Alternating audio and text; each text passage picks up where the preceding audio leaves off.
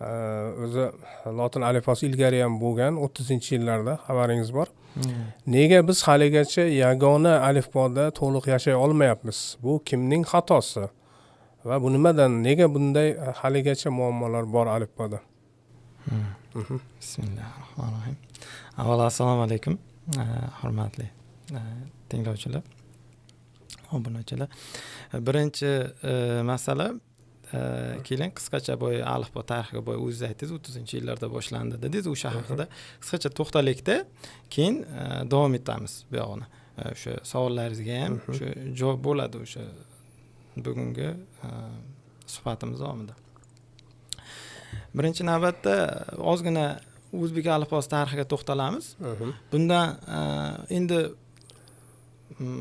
arablar kirib kelguncha bir qancha yozuvlardan foydalanishgan. Eng ommaviy yozuvlardan bu birinchisi bu Urxu-Inasa yozuvi bo'lgan, keyin Uyg'ur yozuvi parallel ravishda arab yozuvi bilan Uyg'ur yozuvi bilan Urxu-Inasa yozuvi o'xshashmi yo boshqacharoqmi? Endi o'xshash ham bo'lishi mumkin, aniq ma'lumotga ega emasman bu bo'yicha. Lekin bu yerda nima bilan bog'liq o'zi yozuv desangiz, o'sha davlatlarning hukmronligi bilan bog'liqda. O'sha tarixdan qaysi davlat kelgan bo'lsa, o'sha o'zining yozuvini olib kirganda, Yunon Baxtriya davrida o'sha Yunon Baxtriya kirib kelgan, qaysidir davrda bu Kushon podshohlik davrida Kushon yozuvi bo'lgan. Keyin shu Turk xoqonligi davrida eng sof boya turkiy yozuv deyiladi. Shu Urxu-Inasa yozuvlari. Arablar kelguniga qadar shu yozuv. Undan keyin arablar kelgandan keyin ham muayyan davrda 15-asrgacha Uyg'ur yozuvi bilan parallel ravishda ishlatilgan. Masalan, Qutadg'ublikni arab yozuvidagi namunasi ham bor, Uyg'ur yozuvidagi namunasi ham borda. Undan keyingi bosqich bizda, lekin baribir eng ko'p manba arab yozuvida. Tabiiy. Shayboniyxon davri boshlangandan so'ng boyagi 100% arab yozuviga o'tilgan deyiladi. Endi undan keyin 1920-yillarda jadidlar ko'proq insonlarni savodxon qilish va yozuvni oson o'rgatish, savodxonligini oson chiqarish uchun ular aytganki, turkiy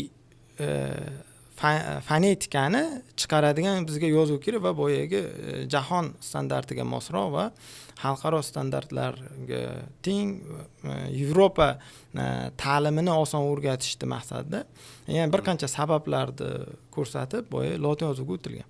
Bu yerda nima uchun o'zi lotin yozuviga o'tildi desa, arab yozuvida masalan z harfini o'zi 4 xil shaklda beriladi. T'ni o'zi 2 xil, s'ni 3 xil varianti bor, h'ni 4 xil varianti bor, 3 xil varianti borda.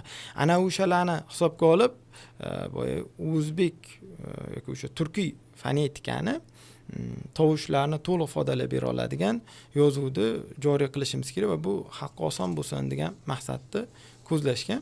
Va natijada 1926-yilda Bakuda qurultoy bo'lgan, keyin bir qancha anjumanlardan so'ng 1929-yilda rasman qabul qilingan. Va bu 1934-yilda, bu 1929-yilda e'tibor bersangiz 9 ta unli bo'lgan va 33 ta harf bir belgi bo'lgan. Bir belgi hozirgi o'zimiz nutq belgisiga to'g'ri keladi.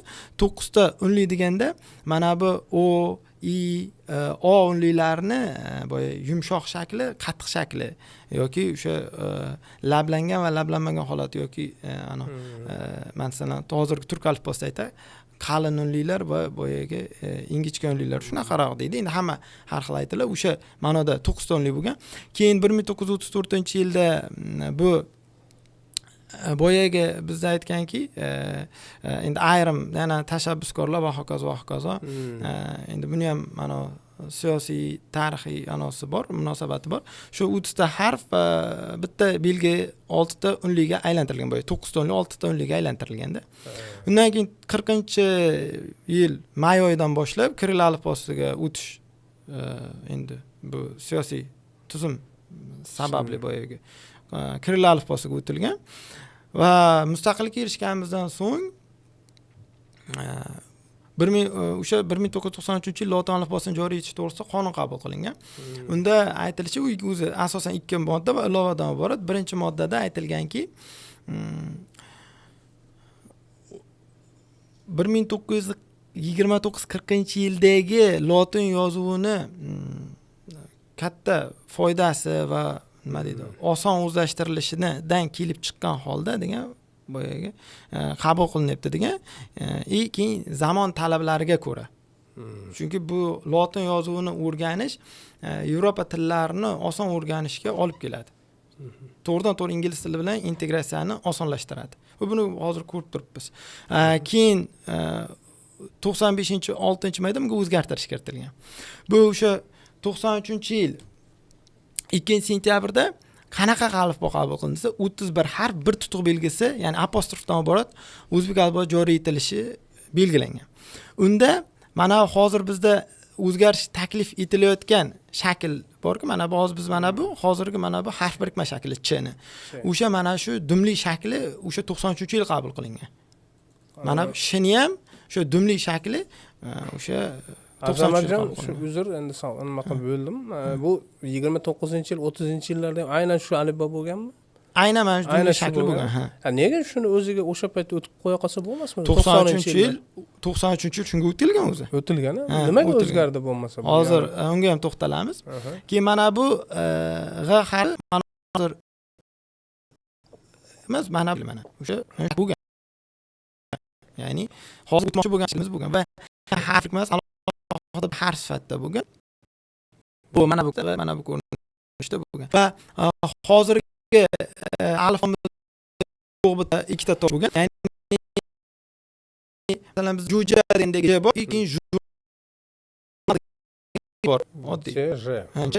Bu o'zi alifbosi, sof arab alifbosi 28 hozir unga harf qo'shgan. Jni qo'shgan, ya'ni bu harf qo'shilgan she'rda.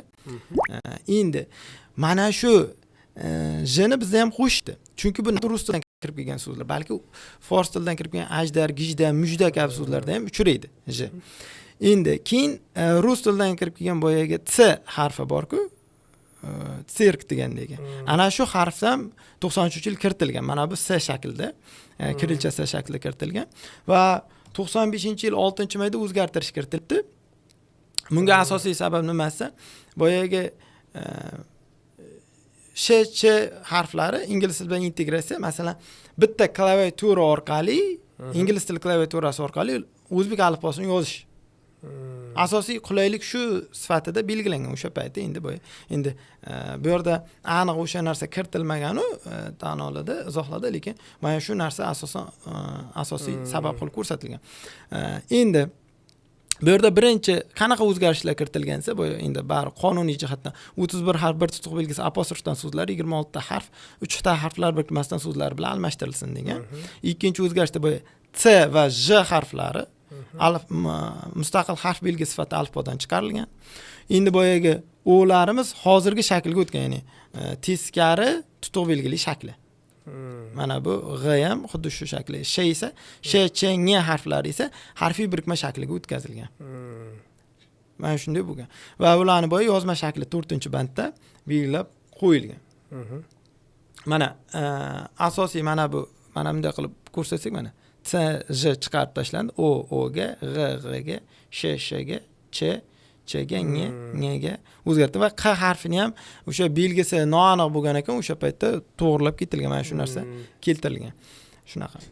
Xo'p, endi nimaga boya o'tilmadi shu paytgacha? Masalan, bu 95-yil 6-mayda qabul qilinyapti o'zgarish ham. Undan keyin 95-yil 24-avgustda imlo qoidalarini tasdiqlash to'g'risida 82 banddan iborat Vazirlar Mahkamasining 309-sonli qarori qabul qilingan. 7 bo'lim 82 banddan iborat.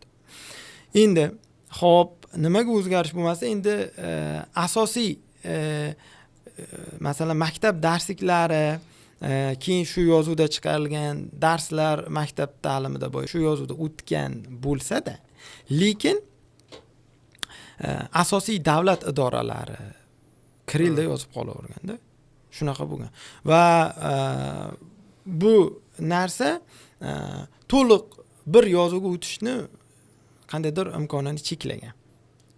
Shunaqa bo'lgan. Va boyaga asosiy auditoriya qabul qila olmagan katta, ya'ni qabul qila olmagan. O'zi bitta yozuvni amalga oshirish uchun o'zi kamida 10 yil yoki undan ziyod yil ketadi, 10-15 yil. Nimaga desangiz, chunki 10-15 yilni asosiy vaqti nimaga desa, bir o'sha yozuvda o'rganib, shu narsadan shu yozuvda o'qib, o'sha yozuvda menga kitob chiqarib ber deb talab qiladigan avlod bo'lish uchun kamida bir 10-15 yil ketadi, 10 yil ketadi. Endi bu ham qaysi ma'noda davlatning o'sha davrdagi siyosiy irodasiga ham bog'liqda, yo bo'ldi shu yozuvda hamma shu narsada chiqsin, hamma shunga amal qilsin degan narsa. Bu 2000-yilgacha deyilgan, keyinchalik 2010-yilgacha deyilgan. Bu haligacha o'tganimiz yo'qda. Haligacha biz parallel yozuvdan foydalanamiz, ya'ni ikki yozuvli xalq bo'lib turibmiz. O'zi yozuvda asosiy maqsadi nima desa, yozuv deydi millatni deydi jipslikka, yakdillikka birlashtirishga xizmat qilish kerak deydi. Nimaga desa, masalan biz ko'rasizki, talaffuzda turli xil holatda talaffuz qilamiz. Masalan, oddiy so'zni, masalan, boryapman deydi, masalan, yoki boropman deydi, boryapman deydi, borutdiman deydi, yana qaysi shu bo'ladi. Lekin hammasi adabiy tilda boryapman deydi. O'sha adabiy til nimada aks etsa, yozuvda aks etadi. Yozuvni xalqning tilini saqlashiga va o'sha tilning o'lmasligiga sabab bo'ladigan eng asosiy muhim vosita hisoblanadi yozuv. Nimaga siz mana aytiladiki, mana hozir o'zi 7000 dan ortiq til bor deyiladi, o'shalar kamayib boryapti, o'lik tillar kundan kunga ko'payib boryapti. Nima sababsi? Ularning asosiy sababi ularning yozuv yo'qligi. Yozuv bo'lmagan tilni yashab qolish imkoniyati juda ham kamayadi va yildan yilga boshqa yozuvlarga singib ketadi, boshqa tillarga singib ketadi. Mana shu narsa bo'ladi. Bizda endi mana bu endi ko'pchilik biladi. O'sha Sovet davrida 70 yil boyagi ruslashtirishga harakat qilingan. O'sha birinchisi o'sha kiril yozuviga o'tkazish bo'lgan. Chunki shu narsa yanada yaqinlashtiradi-da. Shu narsalar bo'lgan. Endi qarang, mana shu men doim shu o'ylayman. Buni o'zgartirish tinimsiz 3 marta o'zgartirildimi? Taxminan 3 hozir marta. Mana bu aytadigan bo'lsak, 5 asrda o'zida 5 marta bo'ldi-da. Bu millatning xotirasiga zarar emasmi? Har o'zingiz aytyapsiz-ku, har 10-15 yilda bu to'liq nimaga o'tadi, adaptatsiyaga. Endi buni maqsad nima bu o'zi? O'zi oldindan yoki mana kattalar kirilda yozadi-da, Azamatjon, men ham mana ko'p postlar qo'ysam, Ixtiyorjon shuni deydi, kanonda yoki kirilcha yoki lotincha. Yoshlar lotincha yozing deydi, keksalar kirilcha yozing deydi. Bu avlodlar o'rtasida devor ham paydo qilmaydimi? Aniq devor qabul qiladi. Devor paydo qiladi. O'zi odatda masalan siyosiy jihatdan masalan nima uchun shunday qilinadi desa, endi ko'pincha bosqinchilik yurishlarda bir davlat bosib olgandan keyin o'sha birinchisi yozuvni yo'q qilganda, nimaga? Keyin u yozuvda o'tgan yozuvni biladiganlar yo'q qilgan. Nima esa boyaga o'sha avlodni uzish. Keyin boyaga yangi avlodni yangicha ruhda tarbiyalash bo'lganda. Endi buni juda ham ko'plab misol keltirsa tarixdan, lekin hozir bu yerda nimaga desa, eski manbalarni o'qiy olmaydi. Xalq eski manbalarni o'qiy olmaydi. Shunaqa o'sha masala bor. U narsa bo'lgan. Lekin mana hozir bizda shuning uchun belgilab qo'yilgan, 93-yil 2-sentyabrda qabul qilingan boyagi birinchi imlo lotin alifbosi joriy etilishi to'g'risidagi qonunda shuning uchun 2-moddasida belgilab qo'yilgan. Lotin yozuviga asoslangan o'zbek alifbosining joriy etilishi degan mana kiril va eski o'zbek yozuvi, arab yozuvi asosidagi eski o'zbek yozuvida yozilgan manbalarni o'rganishga taqiq qo'ymaydi degan. Va ular uchun o'rganishga sharoit saqlab qolinadi degan. Ana shunday keltirilgan. Bu ham masalan o'sha qonun adolatliroq bo'lgan. Endi xo'p, mana bu bizda o'zgarish qachondan boshlandi o'zi? Bizda desa mana 2018-yil 15-mayda birinchi bu tilga olingan narsa endi olimlar tomonidan, tilshunos olimlar tomonidan mana bu o va g ni murakkablik keltirib chiqishini ko'pchilik aytadi. Mana bu o va g'ni mana bu teskari tirnoq deydi, o'sha teskari tutuq belgisi shaklini Nega u yozish uchun teskari? endi oddiy tutuq belgisi bo'lib qolmasligi uchunda, shu farq qilish uchun. Aha. Endi bu yerda mana buni yozish uchun qarang. Yo o'rtada probelni bosib keyin yozishingiz kerak yoki boyagi alt 0145 ni bosishingiz kerak. Bu boya bir necha amal bo'lganligi uchun. Endi buni boshqa anolari ham bor. Bu hozir o'g'iga alohida to'xtalamiz. O'zi mana bu hozirgi alifbo islohoti qachondan boshlasa, birinchisi boya 2018-yil 15-mayda bosh vazir Abdulla Aripov tomonidan boyagi mana Hayriddin Sultonov tomonidan lotin yozuviga asoslangan o'zbek alifbosini keng joriy etish va yanada takomillashtirish bo'yicha harakatlar rejasi ishlab chiqilgan. Undan keyin prezidentimiz Shavkat Mirziyoyev 2018-yil 17-iyul kuni o'tkazilgan bayonda 28-band alohida ta'kidlab o'tdi bu narsani. Ya'ni o'zbek tilini o'ziga xoslikni yanada moslashtirish yuzasidan takliflar kiritish kerak. Ya'ni alifboni o'zgartirish bo'yicha. Nima uchun masalan ko'pchilikka boyaga kiril alifbosidagilarga o'tmaysiz, mana o'g'ini yozishga qiynalaman, shuni nima uchun men ikkita harfda yozishim kerak deydi. Shunaqa bahonalar bo'ladi. Endi bu narsa endi to'g'risi juda bir katta narsa emas, mayda-chuyda bahonalarda aslida qunt-qusi odam o'rganib yozsa bo'ladi. Keyin o'sha qat'iyat yetishmaydi bizda ko'proq. Keyin bu narsa 2018-yil 22-oktyabrda Alisher Navoiy nomidagi Toshkent davlat o'zbek tili va adabiyoti universitetida lotin yozuviga asoslangan o'zbek alifbosini keng joriy etish va takomillashtirish muammolari degan ilmiy konferensiya tashkil etiladi. 2018-yil 13-dekabrda Nig'matilla Yo'ldoshev boya yana qayta ta'kidlaydi, tezroq o'tish kerak degan ma'noda. Va shu 2019-yil 21-mayda xulosalar e'lon qilinadi.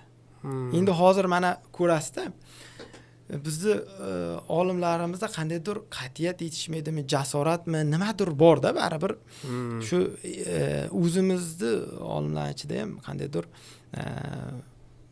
lekin hamma xolis yondashadi. Xalqqa oson bo'lsin deydi yoki boyagi eng adolatli yo'lni tanlaylik deydi. Lekin qandaydir fikrlar xilma-xilligi ko'p bizda. Masalan qarang, hozir mana ko'rsataman sizga, e'tibor bering. Birinchi xulosa 2019-yil 21-mayda o unlisini mana bu shaklga o'tkazish. Mana bu shaklga keyingisi qarang osonroq hamda bu. Bu oson. Bu keyin bunga bitta klavishni biriktirib qo'yasiz, bo'ldi, shuni belgilayverasiz.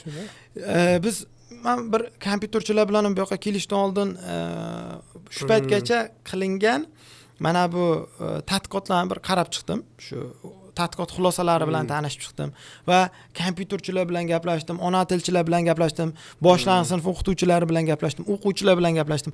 O'zgartirsak, mana hozir shunaqa o'zgarish bo'lyapti, nima bo'ladi? O'zgartirmasak nima bo'ladi? Hozir qanaqa muammolar bor? Keyin qanaqa muammolar keltirib chiqadi? Kompyuterchi uchun qanaqa muammo? Lingvist uchun qanaqa muammo? Boyagi ya'ni tilshunos uchun, ona til adabiyot o'qituvchisi uchun qanaqa? Boshlang'ich sinf o'qituvchisi uchun qaysi biri ma'qul? O'quvchilar uchun o'zi qaysi biri qulay? Keyin jahon hamjamiyati boya xalqaro standartlar uchun, hatto sun'iy intellektdan ham so'rab ko'rdik biz uni. Uni boyaga yaxshilab shu savollarni berib ko'rdik. Nima deyapti sun'iy? Hozir uni gaplashamiz, uni aytamiz. Xo'p, demak, keyin chni boyaga dumlishi shakli, ya'ni 93-yil varianti, shni dumlishi va g'ni mana bu shakli. Keyin boyaga c harfini ham kiritish kerak degan. C. Boyaga shakl sirk degandek. O'shandagi mana bu shaklda qo'yaylik degan. Ikkita qo'sh tirnoq bo'ladimi shunda? Yo'q, qo'sh tirnoqqa olinyapti bu harf belgi sifatida alohida ta'kidlangani uchun. Hop, mana shu C bo'ladi. C-chi o'zimizda C oddiy C bo'lib qolaveradi. Mana S bo'lib qoladi. Bu S bo'lib qoladi. Demak C bu, ha? Bu C bo'lib qolish kerak bunga. Bu 2019-yil 21-mayda. Keyin N harfini chiqarib tashlaymiz debdi. Lekin tosh sifatida har qolaveradi. Chunki nega men tushunmayman, bu nimani? Nega bu boyaga mana bu bizda ng deyiladi. Ng deyiladi. O'shanga alohida harf qilinsa bo'lmaydimi? O'shanga harf bo'lgan, lekin hozir endi uni qilsak yanada muammolarga to'g'ri keladi. Chunki masalan o'quvchi debdi masalan menga degan so'zni keyin ng yozish kerak, nevaga yozish kerak. O'quvchi yana ikkilanadi-da. imloviy xatoliklari ko'payib ketadi. Shuning uchun boyaga yo n va g n shaklda boya harf birikmasi sifatida qolishi kerak, uni chiqarib tashlash kerak. Endi keyin bundan keyin juda keskin tanqidga uchraydi bu. Nima asosiy tanqid desa, mana bu sh bilan chni debdi. Endi ko'proq aholi nima uchun endi dumli shga o'tib biz mana unga o'rganganmiz-ku deydi. Asosiy tanqid shu. Xullas bu islohot haqiqatda bunga o'rganda odamlar. Qarang, 95-yil qabul qilinyapti. O'zi ham mana 31 yildan beri amal qilyapmiz bunga. Endi qarang, men so'rab chiqdim. Masalan, 88-yil tug'ilgan avlod 2-sinfdan boshlab o'tgan shu narsaga, shu yozuvga, mana bu yozuvga. 2-sinf. 89-yilda to'g'ri 1-sinfdan mana shu yozuvga o'tgan. Endi 87-yil tug'ilgan avloddan so'rasam, ular 5-sinfdan boshlab to'liq mana shu yozuvga o'tgan. Endi o'rtacha bu hozirga 7 yoshdan 39 yoshgacha bo'lgan avlod mana shu yozuvda yozadi. Qo'y. Buni hozir men statistikasini ham qilib chiqdim. Boyaga necha million aholi hozir o'zbek statusdan so'ng hop 19 million aholi hozir shu yozuvda yozadi. Mana shaklda ishachadi. Narigi shaklda qancha odam yozadi? U mana dumlishida ham hali bu joriy qilinmagan, hech kim yozmaydi unda. Amalda qo'llanmaydi. Endi yozdilar. Endi keyin bu keskin tanqidga uchradi. Keskin tanqidga uchragandan keyin oradan 4 yil o'tib 2023-yil 5-yilda prezidentimiz Shavkat Mirziyoyev toshkentlik saylovchilar bilan saylovoldi uchrashuvida yana shu narsa haqida gap ochdilar. Ya'ni ziyolilarimiz keng jamoatchiligimiz bilan bamaslahat lotin yozuviga asoslangan alifbomizni takomillashtirish bo'yicha ishlarni yakuniga yetkazish zarur deya ta'kidlagan edi. Va shundan so'ng 2023-yil 22-sentyabrda yana xulosalar e'lon qilindi. Boya olimlarning xulosalari. Qarang, e'tibor bering, urg'u berilishdi. Ziyolilarimiz debdi, keng jamoatchiligimiz bilan bamaslahatda. Chunki keng jamoatchilik o'ta qattiq qarshilik ko'rsatdi bunga. Tanqid ostiga oldi. Ana undan keyingi o'zgarishdi, endi e'tibor bering. Endi qarang. Uni debdi, o'g'ini mana bu yozma shakliga yaqinroq qilamiz debdi-da, mana bu shaklga o'tkazibdi, o bilan qani. Endi boyagi shakl boshqacha edi, ko'rdingiz-a? Mana bunga. Endi chni debdi, mana bu s shakliga va boyagi endi mana bu boya tsni o'rniga mana endi buni ch qilyapti. Endi shuni endi boya shni dumli qilyapti-da. Va yana umuman endi boya tanqid bo'ldi-ku, nega endi qoldi, boya chiqarib yubordi. Alifbo sifatida. Endi bu 2023-yil yana keskin tanqidga olindi bu. Bu yana boyaga jamoatchilik fikri, blogerlar dedi, nima uchun shechini shuncha yozdi dedi. Bizga umuman muammo tug'dirmayapti. Shunda o'quvchilardan so'radik. Hozirgi avlod yozadigan masalan. Bizga deydi, mana u ham, g'i ham, shay ham, chay ham muammo emas deydi. Ular muammoni ko'rmaydi. Endi ko'proq nima, kim tahrir bilan ishlaydiganlar, lug'atshunoslik bilan ishlaydiganlarda muammo bo'ladi. Kompyuter klaviaturasida haqiqatan u vaqtga muammo. Lekin xalqning asosiy boyaga e'tirozi nimaga desa, mana shay bilan chega. Chunki buni yozma shakli o'zgarmaydi-da. Mana bu shechini yozma shakli o'zgargandan keyin endi yozish tezligi pasayadi. Noqulay, bari eski o'rgangan shaklni yozib qo'yadi.